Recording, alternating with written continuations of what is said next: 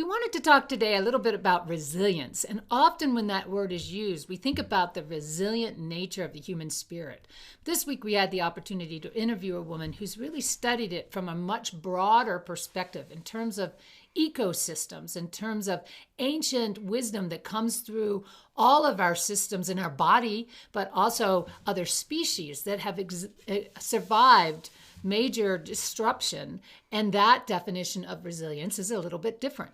She actually looks at it from an immune system, the whole earth, and she identifies 6 key areas that are crucial to resilience. And they studied this actually after the response of the 9/11 incident. And the first one is to be less planned, more observant. Like if we're not so stuck in our plans, we'll notice things quicker and be able to respond. The next piece is decentralization, being able to be decentralized so different parts of the organization, community, planet can make decisions, but they have to be aligned around a common goal. That's what's crucial there.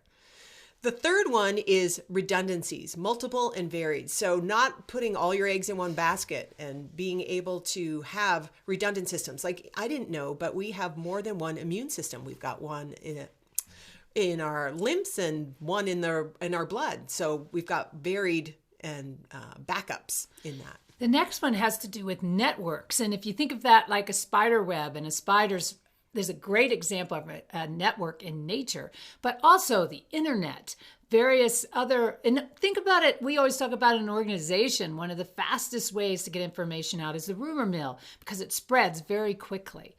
The next one is symbiosis, and that's the ability to actually, not necessarily, we can collaborate, we may be even competitors, but working together to get something done. Like an idea of an oak tree is solid, it's not going to move around, but it survives and spreads because the squirrel eats the acorn and runs over and drops it somewhere else, or it comes through the system. Or the bear eats the acorn and it comes out somewhere else. It spreads. And that's the idea of symbiosis. And the last one is what's called recursive, which has to do with the golden mean, the golden curve, meaning that instead of focusing on what's not working, lean into what is working. So we tend to sometimes as human beings focus on what went wrong and try to fix it. And nature gives us all sorts of examples of where it's really not about paying much attention to that, but lean into what comes next. And you think about trees. There are so many great examples of pictures of trees and the way they grow when it looks like they cannot